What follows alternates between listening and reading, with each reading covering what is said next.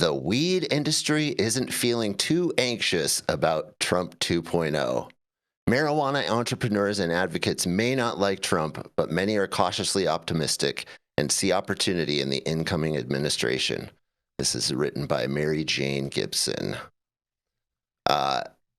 This year's presidential election was a historic one for weed, with both major presidential candidates endorsing marijuana legalization for the first time ever. Kamala Harris said that she would legalize adult use cannabis at the federal level. At the same time, Donald Trump announced that he was backing Florida's Amendment 3, which would have legalized recreational weed in the state. Despite majority support, the measure did not receive the required 60% voting threshold in the November election. At this stage, federal legalization seems all but inevitable. Last May, President Biden directed the Department of Justice to reclassify marijuana from a Schedule I to a Schedule III drug, a move that would pave the way for legal medical use under federal law. The reclassification wouldn't federally legalize recreational marijuana, but it would remove current barriers to medical research and could affect how some licensed cannabis businesses are taxed. Federal cannabis policy has stagnated for decades. No matter what politicians have said about their evolving stances on legal weed, cannabis prohibition has been cemented in place since the 1970s, when Richard Nixon administration designated marijuana alongside heroin and LSD as a drug with no accepted medical use and a high potential for abuse, despite Nixon's private admission to aides and advisors that he knew it wasn't particularly dangerous. And I find it interesting they omitted the Schaefer Commission from this. He also had the Schaefer Commission say that it wasn't dangerous at all. So nearly 4 decades after Nixon launched the war on drugs, Barack Obama said during his first presidential campaign that medical marijuana was an issue best left to state and local governments. In 2013, a move that activists hailed as a step towards ending prohibition, his Department of Justice issued the Cole Memorandum, which stated that federal laws would no longer be enforced at the state level when it came to marijuana. When Trump won the 2016 presidential election, Obama told Rolling Stone in an exit interview that he thought marijuana use should be treated as a public health issue rather than a criminal one, saying, "If you survey the American people, including Trump voters, they are in favor in large numbers of decriminalizing marijuana." When Trump took office the first time, the legal cannabis industry was flourishing. California, Maine, Massachusetts, and Nevada had all voted to legalize adult use marijuana the day he was elected, joining Colorado, Washington, Oregon, and they forgot Montana, in the so-called Green Rush. Trump had claimed during his campaign that he wouldn't interfere with state-level marijuana policy. But his then drug warrior attorney, everyone's favorite, General Jeff Sessions, rescinded the Cole memo in 2018. Despite stoking the fears of cannabis advocates and industry folks, however, the policy shift didn't impede state-level marijuana reform. Today, 3/4 of Americans live in a state where marijuana is legal for recreational or medical use. While Trump has signaled that he could be open to federal cannabis reform in his second crack at the presidency, Democratic lawmakers aren't taking him at his word. A coalition led by Senators Elizabeth Warren and Ron Wyden, along with Representatives Barbara Lee and Earl Blumenauer and Ilhan Omar, drafted a letter in November asking Biden to finalize his plans to limit marijuana prosecutions at the federal level before he leaves the Oval Office. Trump's threat of mass deportations could also threaten undocumented agricultural workers who travel to the United States to cultivate, harvest, trim cannabis crops. What will Trump's policies ultimately look like when it comes to legal weed? It's hard to tell what kind of alliances he's building as he taps convicted criminals and other unqualified candidates for key positions. His first pick for Attorney General, Matt Gaetz, was pro-legalization. Cannabis advocates were delighted. But after Gaetz flamed out amid claims of sexual misconduct, Trump nominated Florida's former Attorney General Pam Bondi, who opposed the state's efforts to legalize medical marijuana. Trump's nominee to head up the Department of Health and Human Services, Robert F. Kennedy Jr., is an anti-vaxxer and conspiracy theorist who has threatened to fire Food and Drug Administration employees for suppression of substances, including raw milk and ivermectin, but he's also pro-cannabis and psychedelics. Chad Chronister, a Florida county sheriff who was in favor of legalizing recreational cannabis, was Trump's choice to head up the Drug Enforcement Administration, but the president-elect yanked the appointment after Chronister was also revealed to have arrested a Florida pastor for hosting church services during the COVID-19 pandemic. And then there's Marty Makary, a surgeon and medical commentator who has suggested that cannabis use can be linked to cardiovascular and mental health issues. Trump nominated Makary to head up the FDA in a post that would oversee federal cannabis policy. Trying to track all of Trump's nominees and their varying stances on legalization will give you whiplash. The unpredictability of the incoming Trump administration was a hot topic last week in Las Vegas at MJ BizCon, a trade show that bills itself as the largest B2B cannabis event in the world. Tens of thousands of marijuana entrepreneurs and advocates gathered to wheel, deal, and discuss what the future may hold. Surprisingly, the overall mood at the event was optimistic, even as the industry braces for massive shifts, with hearings to move marijuana to Schedule III slated to begin the day after Trump's inauguration. Cultivator Ted Liddy made the leap from legacy market to the regulated market in California when California legalized recreational weed. His company, Alien Labs, is now licensed to operate in 5 states. Despite his general dislike of the GOP and Trump, Liddy thinks things bode well for the industry under the new administration. He said, "I think Democrats would have done better on the social justice side, but the Republicans are probably going to steal this issue and do better from a business perspective than the Democrats would have done." Until now, federal prohibition has squelched any possibility of interstate commerce since crossing state lines with cannabis violates federal law. While that's been frustrating for operators with single state licenses, it's also protected them from being squeezed out by multi-state operations. Liddy has mixed feelings about the market opening up nationally, but he thinks that the interstate commerce could actually help small businesses survive. If consumers in Florida could order craft cannabis from a highly regarded grower in Oregon or California, Liddy says, it would make a much better marketplace, in my opinion. A little sip of coffee there. Liddy's cautious hope for disruption of the status quo was echoed by others at the event.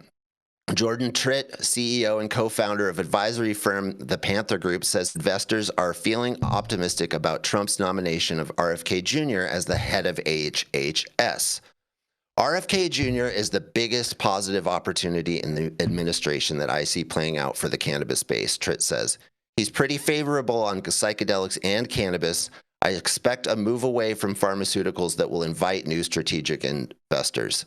During his run for the Republican presidential nomination, RFK Jr. claimed that, if elected, he would legalize cannabis and use the tax revenue to create wellness farms where people with addiction to psychiatric drugs would be repaired. Could he potentially merge the legal American weed industry with the global wellness market, which reportedly raked in $6 trillion worldwide in 2023? The idea seems appealing to venture capitalists. Other industry veterans were circumspect when asked about Trump and how he could affect business. Crystal Milliken is Senior Vice President of Retail and Marketing for Cookies. Cookies execs aren't trying to predict what the administration will do, Milliken says. We're cautiously optimistic about Trump's support for safe banking for cannabis companies. She's reserved judgment on Pam Bondi and her anti-marijuana record. As for Trump's other candidates, Milliken says, I don't think the administration has signaled that cannabis reform is at the top of their list, so we will see. Vince Ning, founder and CEO of the cannabis wholesale platform Cannabis, is waiting to see if Trump's appointees will set a domino effect into motion by carrying out his vow to dismantle federal bureaucracy. The HHS produces all the health studies and reports from the organizations like the National Institute of Health, Ning says. HHS is going to be one of the first places where the government is going to cut costs, and the Drug Enforcement Agency reports to the Attorney General, so whoever gets appointed as AG will have a large influence on the DEA. That doesn't mean that Ning is necessarily pessimistic about the upcoming administration. I think it's more status quo than anything else. He says Republicans are all about small government and states' rights. That's the default way in which cannabis has legalized.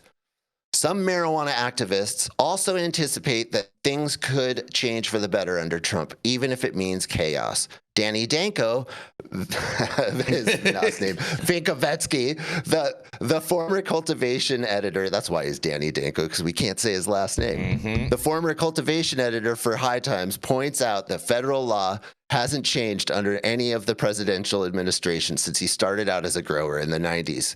He says moving marijuana to Schedule III could actually be a step in the wrong direction if it ends up giving control of legal cannabis to the pharmaceutical industry. But he says that even if the Trump administration is disruptive, it might move things forward in a way by breaking what exists. Cannabis PR, media, and drug policy expert Ricardo Baca agrees that a shakeup is desperately needed. The federal government has always been sitting on its hands when it comes to drug policy reform, Baca says. We could see significant change with a loose cannon stepping into the Oval Office. I don't support Trump. I think he'll be bad for the country, but the snail-paced progress needs to be disrupted. I wouldn't be surprised if he did something quote-unquote nuts in the DC terms, like federally legalizing cannabis. The consensus on what federal law will look like under Trump 2.0 seems to be that there is no consensus other than that change is imminent.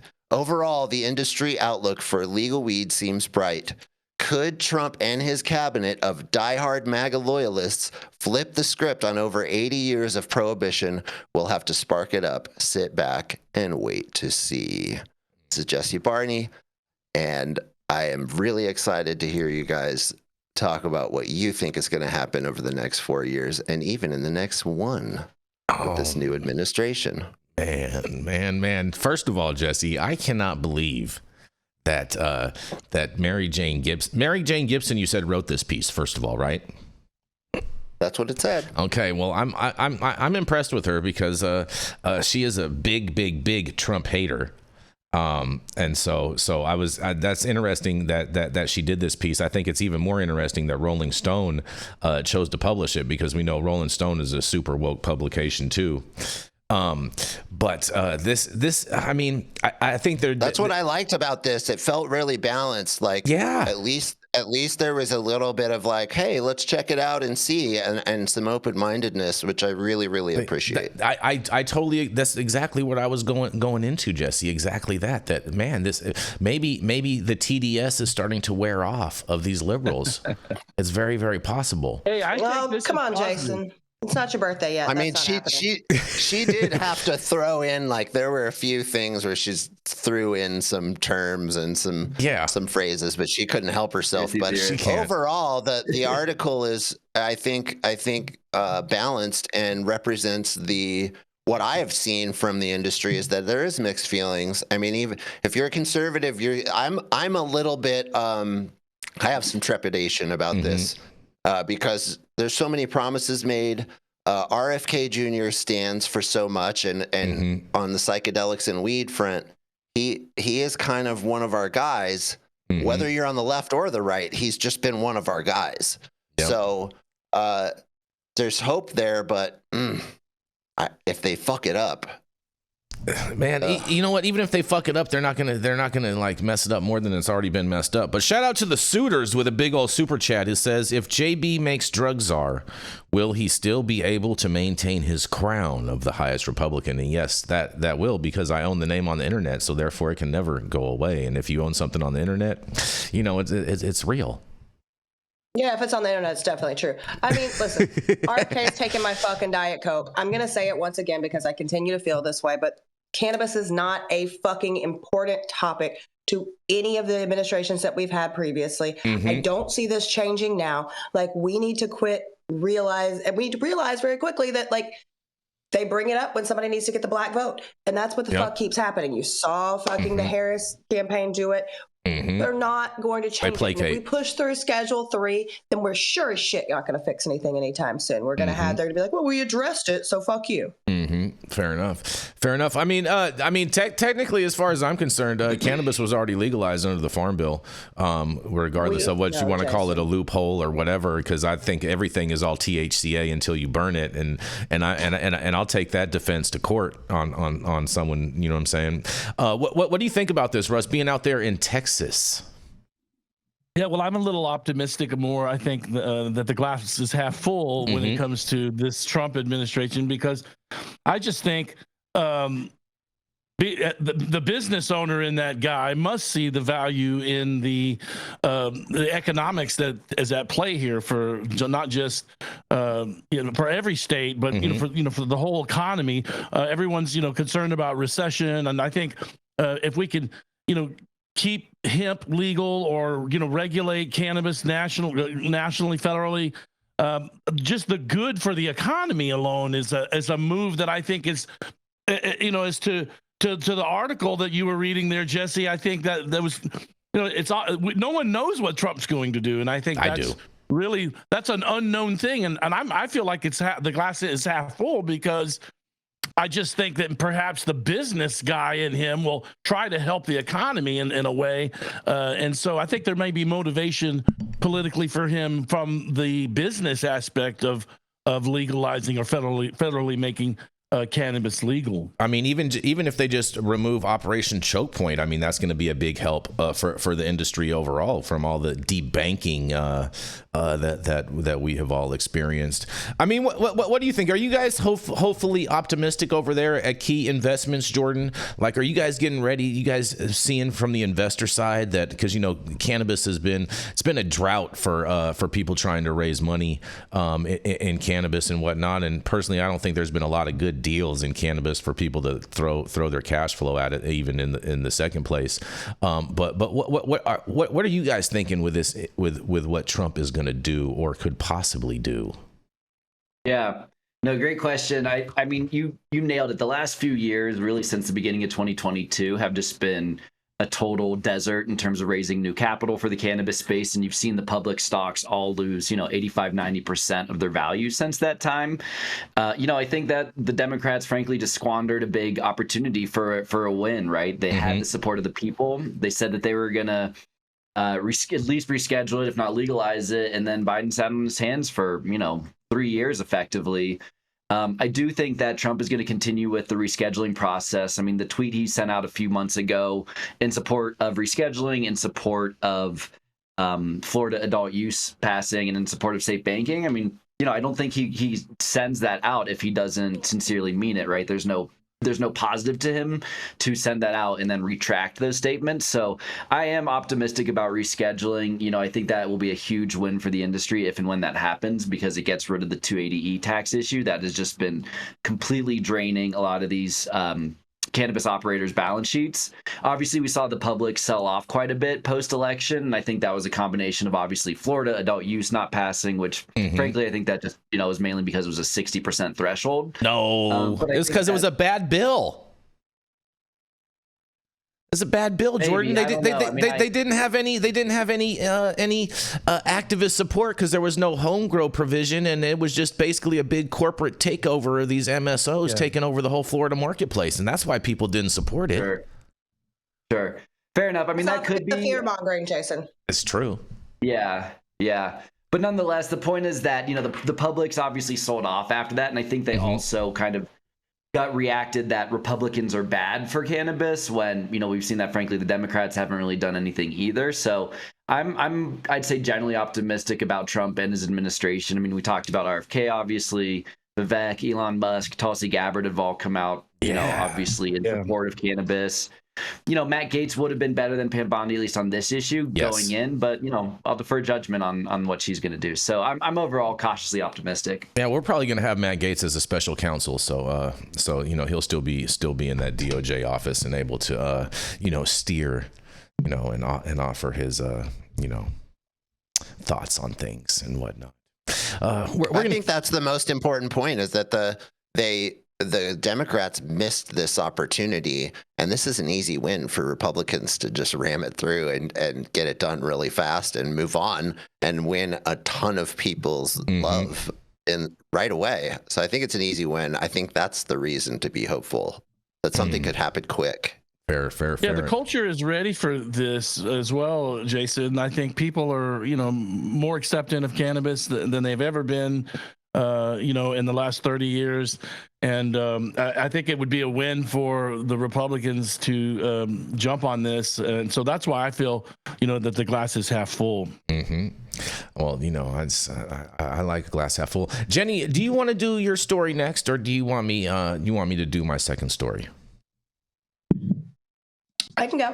You ready to go? All right.